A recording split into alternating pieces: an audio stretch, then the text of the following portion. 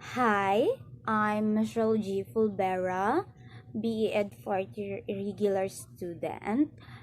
Today, I am going to discuss about the impacts of community immersion in today's generation. Before that, we should know first what is community immersion means. Community immersion is one important element of the National Service Training Program or NSTP, prescribed to students, male or female alike, in private and public higher education institution and technical vocational schools. Community immersion is a strategy in community organizing that is sought to imbibe among the NSTP trainees a better understanding and realization of the different community concerns through the exposure on actual life situations. Specifically, in the deprived and the underprivileged communities, it is also a version of service learning that is more integrated with a student passions and interests, is longer term and is related to the ongoing development of community and social justice issues. Whereas pulling debris from a river would be classified as community service. Community immersion learning fulfills many of the school goals for students becoming involved citizens learning through worthwhile tasks and developing leadership, advocacy, and problem solving skills. It is also provides another avenue for students to discover new interests and meet potential LTI mentors. Community immersions learning is defined as a method under which young people learn and develop through active participation in truthfully organized experiences that meet actual community needs that are coordinated with the school and community. That is integrated with a specific learning objectives and provides structure time for youth to think, talk, or write about what they did and saw during the actual service activity. That knowledge in real life situation and their own communities that enhance into the community school by extending students' learning beyond the classroom and into the community. That is related to the community development and social justice. Help foster a sense of caring for others through direct involvement, and that is supported by regular assessment to provide feedback and guide improvement. Community immersion allows individuals who are not familiar with the people and communities where they will work,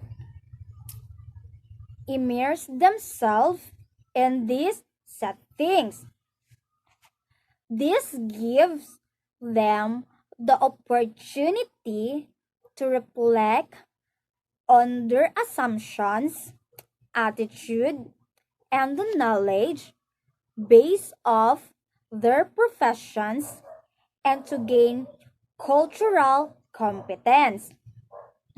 Immersion programs relocate individuals into an unfamiliar environment for a period of time for the purpose of the providing meaningful learning opportunities. For maximum effect, the individuals must be receptive to the social, cultural, and floor political circumstances into which they have been placed according to Professor M.D. Professor Emerita of Psychiatry says the community immersion program is one way of teaching students that developing trust with their patients requires some understanding of the social, economic, psychological, and cultural issues faced by patients. A common definition of community emerge as a group of people with diverse characteristics who are linked by social ties, share common perspectives, and engage in joint action in geographical location or settings. There are three important elements of community immersion. First is the demographics. It is the characteristics of population and tells about the movement of population in the community that you will serve. Second, the history. History allows you to identify certain patterns of change and people's way of adapting these changes that can be useful in plotting your activities. Events of the past that contribute to the development of the community. And the last one will be understanding the economy, culture, and community structures. An economy consists of the economic systems of a country or other area.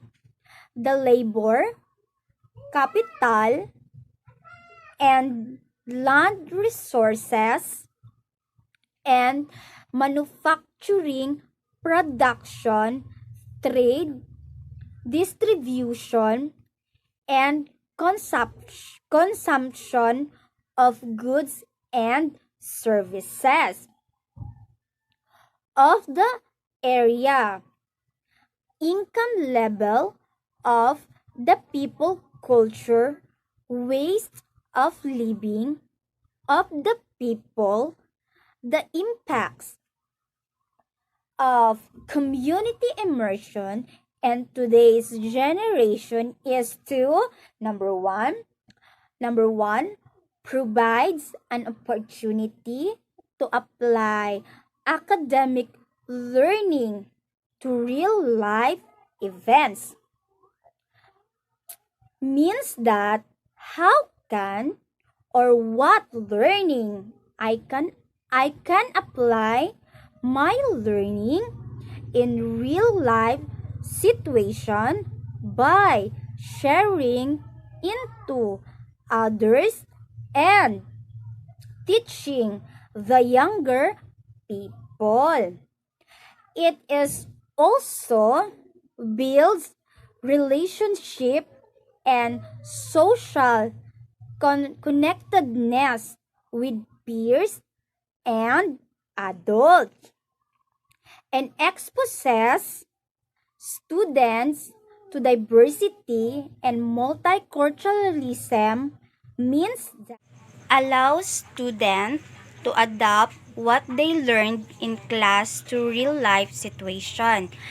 It is also improves communication, interpersonal, and critical thinking skills for the rest of one's life. Means that lifelong learning skills can be a lot like many of the soft skills you may have heard of. They have to do with how we connect with each other and with the world around us. In many ways, they also about building relationships. With this in mind, let's look at the skills that are beneficial for everyone student, educator, parents, and so on. The last one is help students find their passion and interests that may lead to a career choice they may have not considered as a student.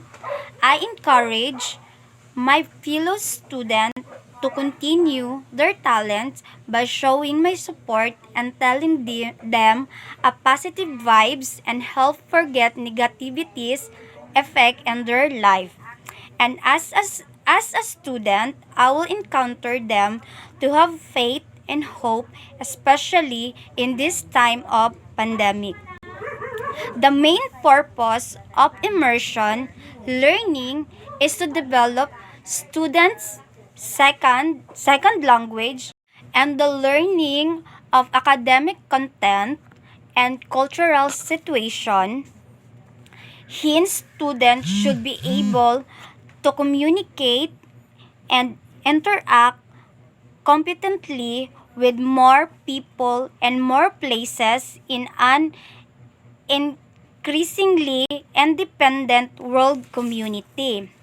I have two examples of community immersions.